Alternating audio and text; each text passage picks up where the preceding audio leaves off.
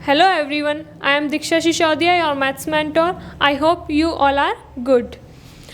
आज हम स्टार्ट करेंगे 9th क्लास का चैप्टर 5 यूक्लिड की ज्यामिति का परिचय। देखिए, आपने ज्यामिति पहले भी पढ़ी होगी, आपने 8th क्लास में पढ़ी होगी, 7th क्लास में पढ़ी होगी। ज्यामिति का मतलब होता है जियोमेट्री, इसे इंग्लिश में कहते हैं जियो और मेट्री। ये आपका एक यूनानी शब्द जियो और मीट्रियन से मिलकर बना है। जियो का अर्थ होता है आपका पृथ्वी या भूमि, भूमि आप बोल सकते हैं, और मीट्रियन का अर्थ होता है मापना, यानी कि मेज़र करना। इसका जो अर्थ देखकर लगता है कि भूमि यानी कि पृथ्वी की मेज़रमेंट के लिए आपका जियोमेट्री का यूज़ हुआ होगा, इसीलिए इसका नाम जियोमेट्री रख दिया गया होगा।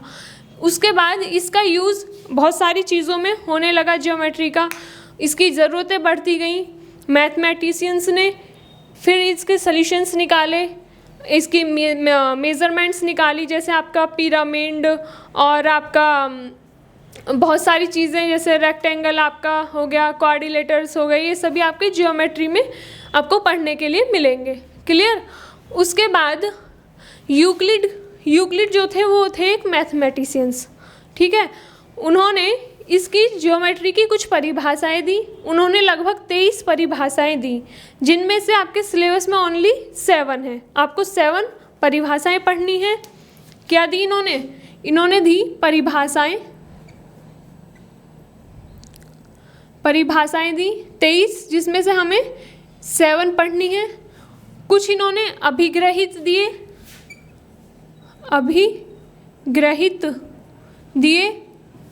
और कुछ इन्होंने दी अभिधारणाएं।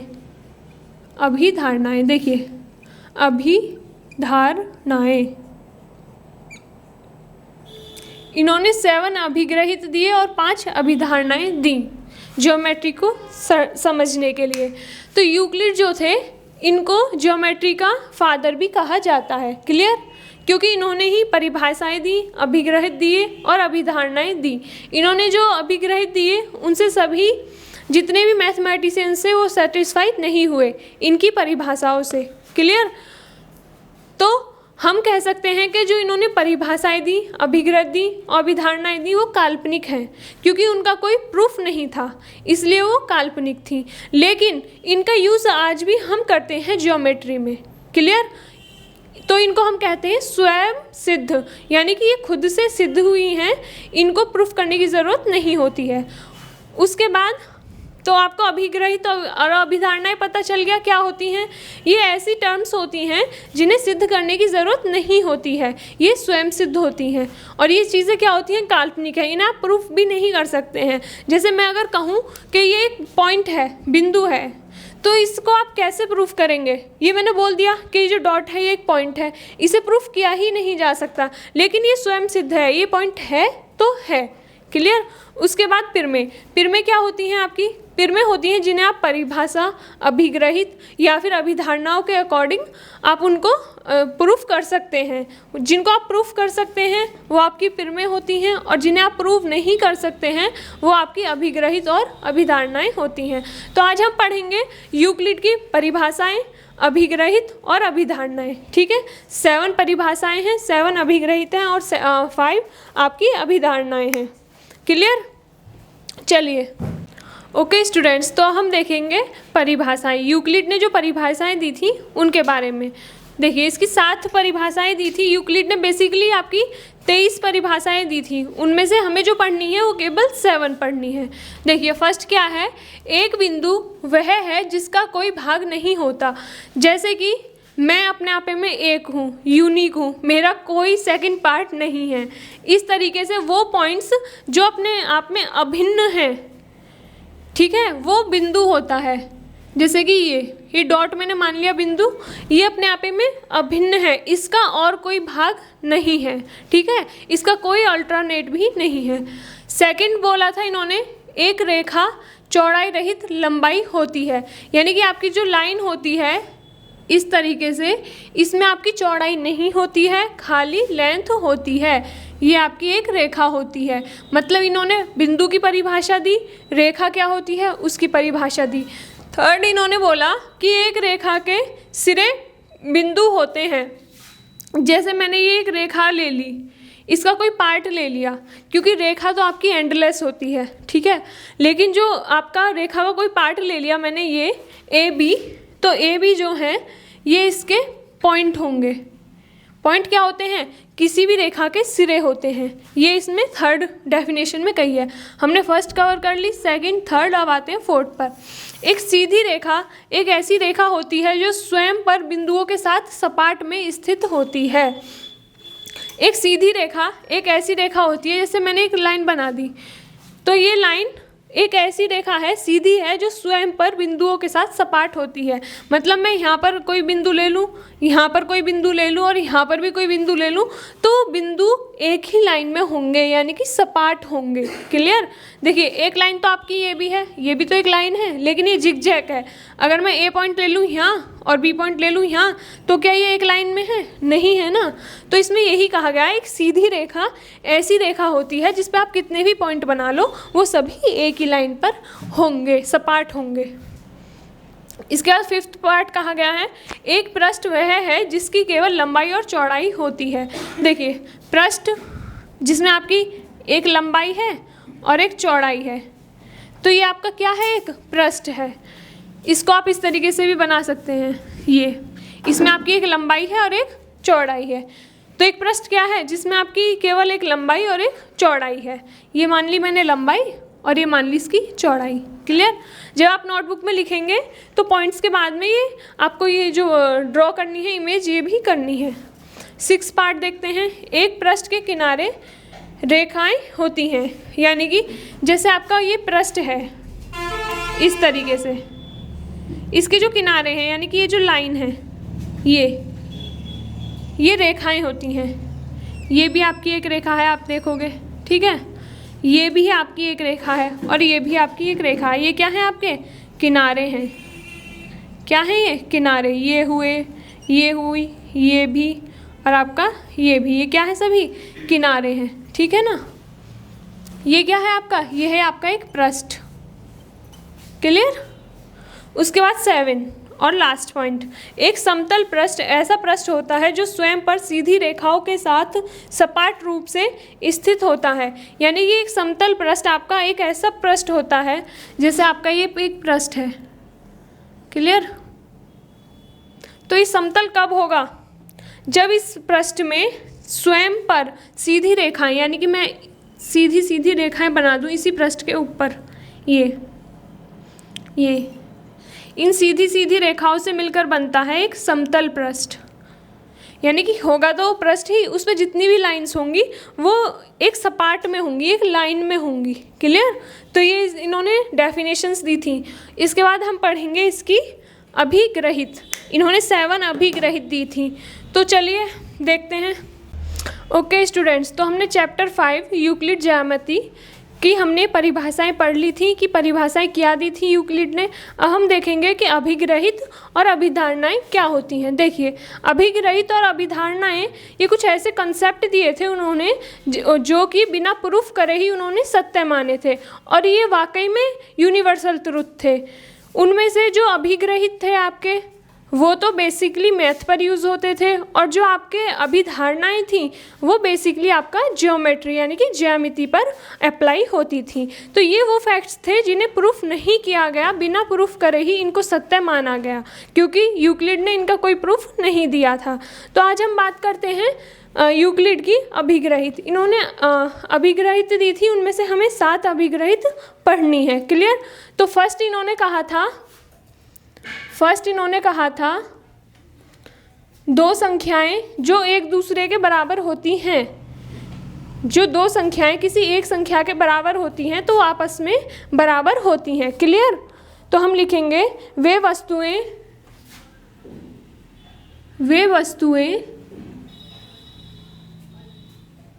जो एक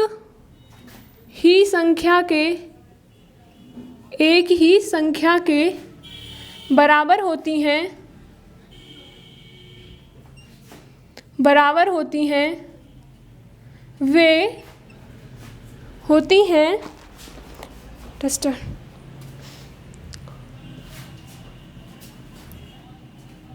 होती हैं वे वस्तुएं आपस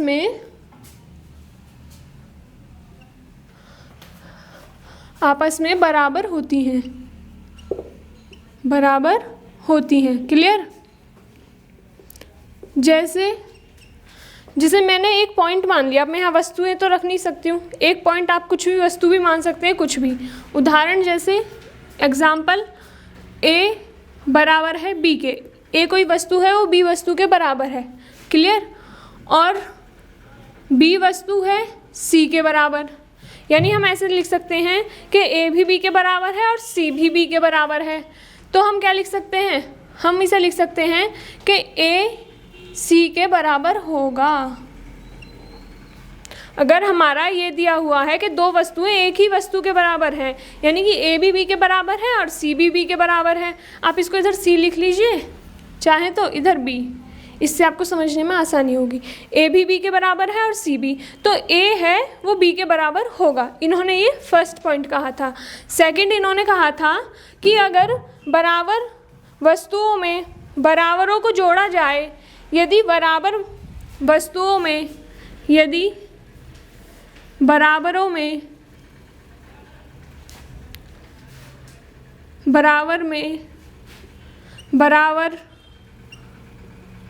बराबरों को जोड़ा जाए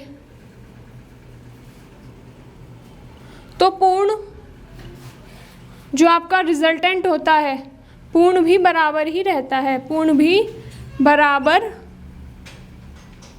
रहता है। क्लियर? जैसे आप इसका एग्जाम्पल देखिए, ए बराबर है बी के, ठीक है। इसमें कहा गया बराबर में बराबर को जोड़ा जाए, यानी कि मैं दोनों में कोई एक ऐसी क्वांटिटी ऐड कर दूं जो, जैसे कि सी, मैंने माना सी को ऐड कर दिया, यानी कि जो बराबर है। क्लियर? तो पूर्ण यानी कि ए प्लस सी भी बी प्लस सी के बराबर होगा। आप ऐसे लिखिएगा, इफ़ ए बराबर बी देन ए प्लस सी बराबर बी प्लस सी, यानी कि ए प्लस सी बी प्लस सी के बराबर होगा। सेकंड इन्होंने ये वाली बात कही थी। क्लियर? थर्ड इन्होंने कहा था यदि बराबर, थर्ड में इन्होंने कहा था कि यदि बराबरों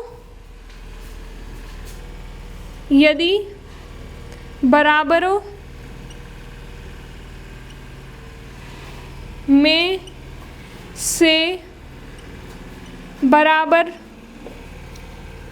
से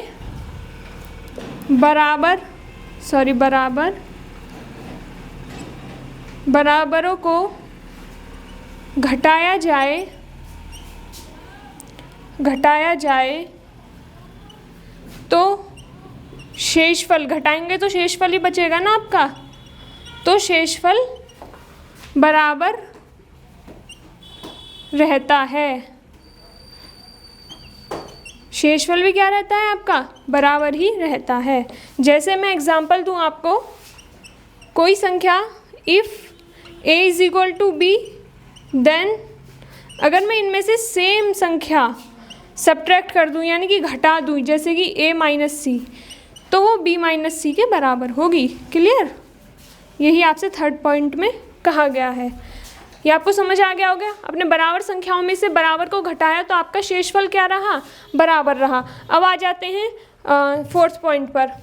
फोर्थ पॉइंट में कहा है वे संख्याएं जो परस्पर संपाती होती हैं, एक दूसरे के बराबर होती हैं। वे वस्तुएं जो परस्पर संपाती होती हैं, वे वस्तुएं जो परस्पर संपाती होती हैं, संपाती का मतलब समझते हैं ना आप? संपाती, समापी नहीं, संपाती। वे वस्तुएं जो परस्पर संपाती होती हैं, होती हैं एक दूसरे के बराबर होती हैं।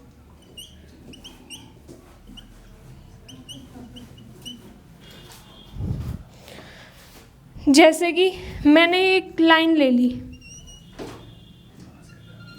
ये ठीक है ए बी, और मैं कोई दूसरी लाइन ले लूँ सी डी जो इसके इक्वल है। मैं इसको इसके ऊपर रख दूँ, ए बी के ऊपर सी डी को रख दूँ, तो ये आपका समपाती हो जाएंगी। यानी कि आप सामने से देखेंगे तो आपको ए बी और सी डी एक ही दिखेंगी, लेकिन वो एक के ऊपर एक रखी हैं, तो इसका मतलब जो समपाती होती हैं वो एक दूसरे के बराबर होती हैं। ठीक है, यह हो गया आपका फोर्थ पॉइंट। फिफ्थ पॉइंट है आपका कि पूर्ण अपने अंश से बड़ा होता है हमेशा। क्लियर? फिफ्थ पार्ट है आपका पूर्ण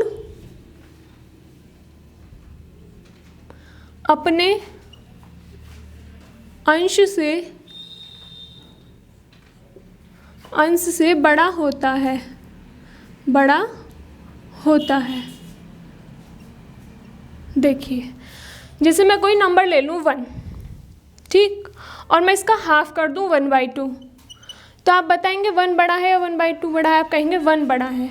तो यही ये स्टेटमेंट में कहा गया। देखिए, मैं एक इमेज के थ्रू बता देती हूँ। ये आपका एक सर्कल है, ठीक है, और ये है आपका, इस सर्कल से, जैसे कोई ये सर्कल है, उसमें से ही मैं एक पार्ट निकाल दूँ ये, तो इसका एक पार्ट रहेगा, यानी कि इस तरह से कुछ ये पार्ट है सर्कल का। ठीक है, तो सर्कल हमेशा इससे बड़ा होगा। देखिए, यही फिफ्थ स्टेटमेंट में कहा गया है। क्लियर? अब आ जाते हैं 6 पर। एक ही वस्तु के 2 गुने परस्पर बराबर होते हैं। देखिए, कोई मैं वस्तु ले लेती हूँ, एक ही वस्तु के 2 गुने परस्पर बराबर होते हैं।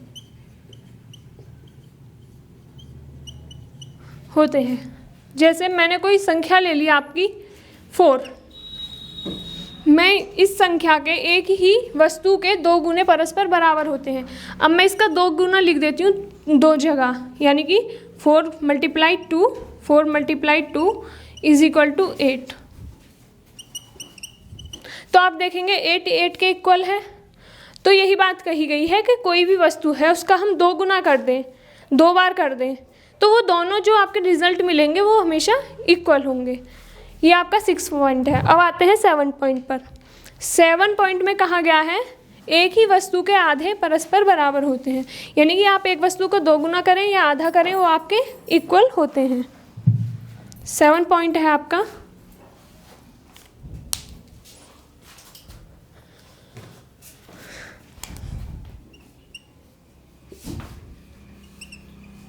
एक ही वस्तु के आधे परस्पर बराबर होते हैं। देखिएगा कैसे।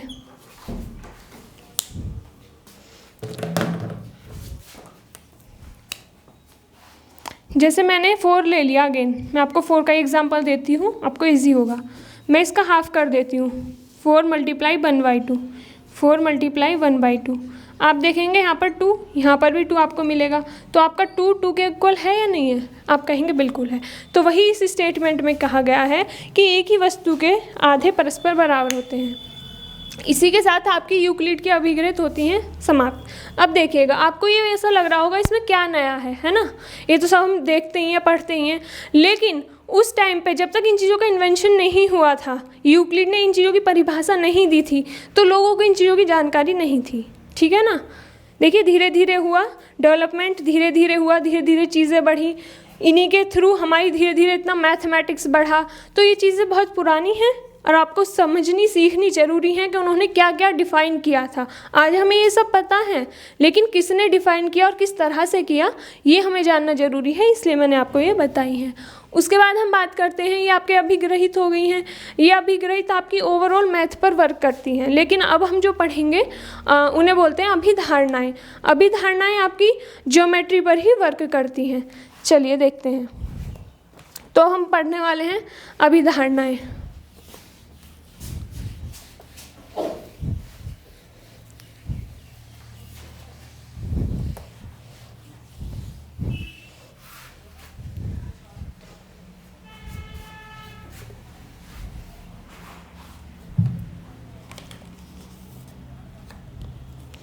उन्होंने 5 अभिधारणाएं दी थी। यूक्लिड की अभिधारणाएं, अभिधारणाएं।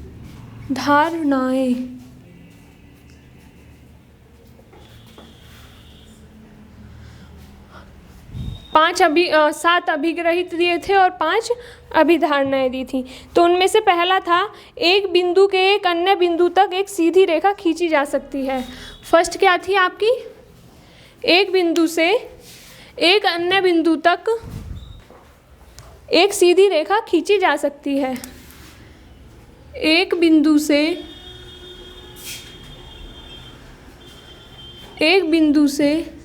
एक अन्य बिंदु तक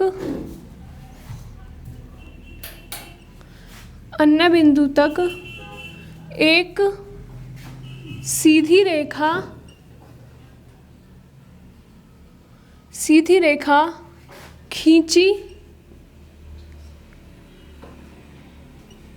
जा सकती है। क्लियर? देखिए, मैंने एक पॉइंट ले लिया ये आपका, ठीक। ये आपका एक पॉइंट है। हमने पढ़ा था पॉइंट क्या होता है, जिसे डिफाइन नहीं किया जा सकता है।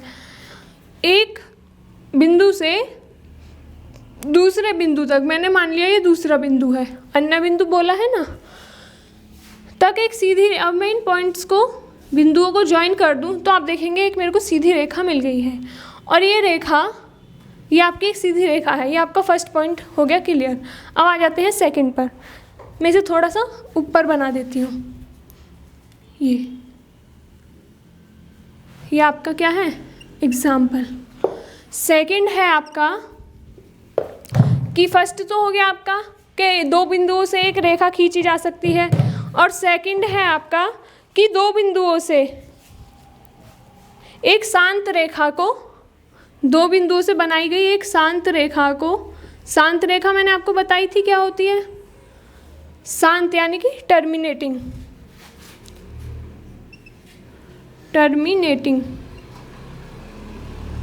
लाइन। एक शांत रेखा को अनंत तक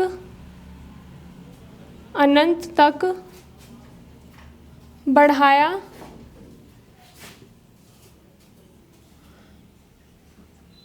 जा सकता है। एक शांत रेखा को अनंत तक बढ़ाया जा सकता है। अनंत तक मतलब आपका अनिश्चित रूप से कहीं तक भी आप एक रेखा को बढ़ा सकते हैं। इसका एग्जाम्पल देखिए, ये आपकी एक लाइन है, क्लियर। इसको हम इस सिरे से भी अनंत तक बढ़ा सकते हैं, देखो कहीं तक भी ले जा सकते हैं, और इस सिरे से भी अनंत तक बढ़ा सकते हैं।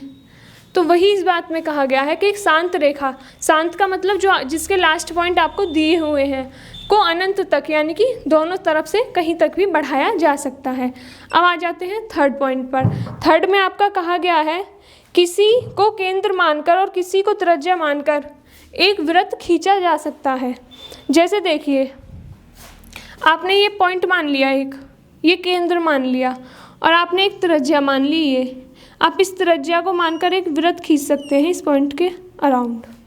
यही बात एक कंपास लेकर उसे इसमें मेज़र करके डिस्टेंस आप ऐसे करके एक सर्कल बना सकते हैं। तो यही कहा गया है, किसी बिंदु को केंद्र मानकर केंद्र मानकर और किसी भी रेखाखंड को त्रिज्या मानकर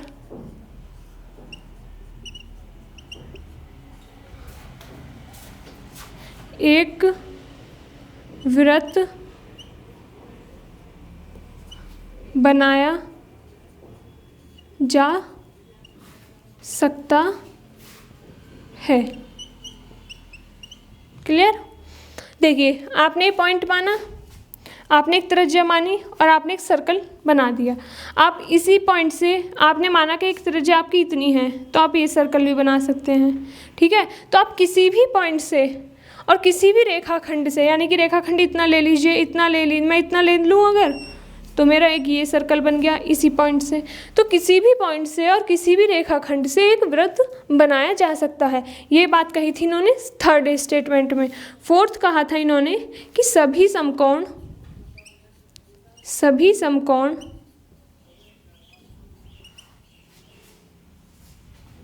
बराबर होते हैं। जैसे देखिए, ये इसका एग्जाम्पल है। क्लियर? इसका एग्जाम्पल देखिएगा, मैं एक राइट एंगल बना देती हूँ इस तरह से। ये आपकी सीधी लाइन है, परपेंडिकुलर है इस लाइन पर, तो ये आपका क्या हो गया, एक राइट एंगल हो गया 90 डिग्री। अब मैं राइट एंगल या तो ऐसे बनाऊँ या फिर इस तरह से बना दूँ, तो ये भी आपका राइट एंगल ही रहेगा। क्लियर? मैं किसी भी तरह से बनाऊं या फिर मैं इस तरह से बना दूं, ये भी आपका राइट एंगल ही रहेगा। या फिर मैं इस तरह से बना दूं, तो ये भी आपका राइट एंगल रहेगा। यानी कि सभी समकोण, चाहे उन्हें आप ऊपर से बनाए, नीचे से बनाए, आड़े से बनाए, टेढ़े से बनाए, सब इक्वल रहते हैं। अब देखते हैं इसका फिफ्थ पॉइंट। फिफ्थ पॉइंट में क्या कहता है ये, कि अगर दो रेखाएं हैं, सीधी रेखाएं हैं, उन पर आप एक रेखा डालो, मतलब इस तरह से डालो कि उनका जो एक तरफ का अंतःकोण है उसका एडिशन अगर 180 यानी कि दो समकोणों से कम है, तो वो उस ओर से एक पॉइंट पर जाकर मिलाने पर मिल जाएंगी। देखिए, इसकी थ्योरी कैसे लिखेंगे। सबसे पहले मैं इसका बना देती हूँ ग्राफ, आपको फिर थ्योरी समझने में ईजी होगा। मैंने माना कि ये एक रेखा है। क्लियर? दूसरी रेखा मैंने मान ली ये है, सीधी रेखाएं हैं एकदम। ठीक है, ये हमने कुछ इस तरह से रखी हैं कि इन पे अगर मैं एक लाइन डालूं कुछ इस तरह से, ये परपेंडिकुलर लाइन है, तो हम देखेंगे जो इसके इंटीरियर एंगल हैं इधर साइड वाले, ये 180 से कम होंगे। इन्हें मैं ए और बी मान लेती हूँ। क्लियर? जिधर की साइड 180 से कम होंगे एंगल, ए प्लस बी आपका क्या होगा, लेस देन 180 होगा। और अगर आपका ये वाला एंगल सी है और ये वाला एंगल डी है, तो सी प्लस डी 180 से ऑलवेज बड़ा होगा, यानी कि दो समकोणों से। ये दो समकोण होता है ना 180 को देखो आप कैसे लिख सकते हैं, 90 प्लस 90 लिख सकते हैं, नहीं लिख सकते हैं। तो ये दो समकोण हैं, तो जो आपका दूसरी साइड वाला है यानी कि सी और डी हैं, वो 180 से बड़े होंगे हमेशा, और ए प्लस बी हमेशा 180 से छोटे होंगे अगर इस तरीके की सिचुएशन बन रही है।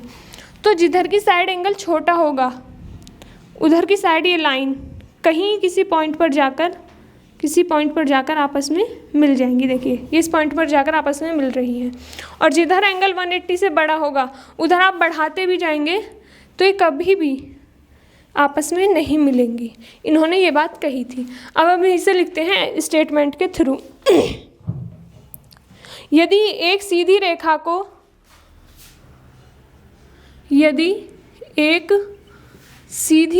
को दो सीधी रेखाओं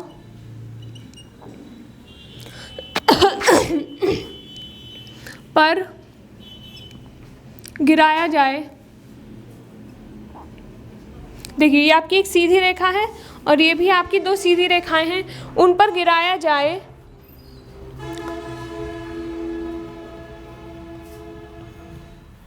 गिरकर लिखेंगे, गिरकर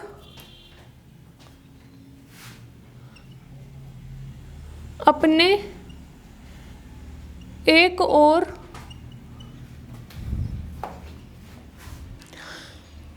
एक सीधी रेखा दो सीधी रेखाओं पर गिरकर अपने एक और दो अंतःकोण इस प्रकार बनाए।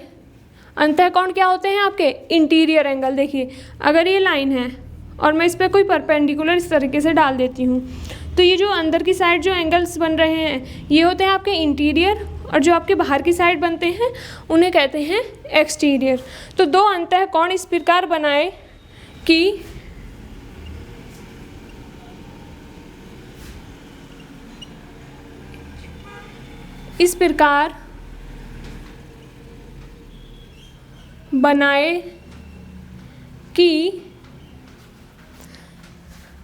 इस प्रकार बनाए कि दोनों कोणों का योग मिलकर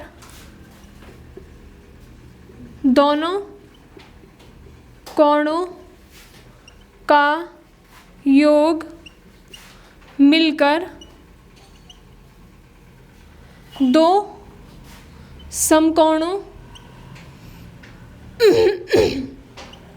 से कम प्राप्त हो। दो समकोणों से कम प्राप्त हो तो वे दोनों रेखाएं सीधी रेखाएं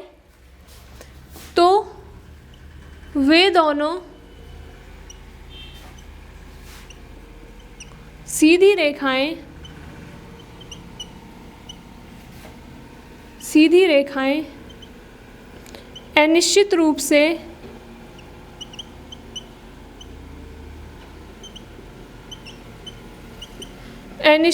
से उसी ओर बढ़ाने पर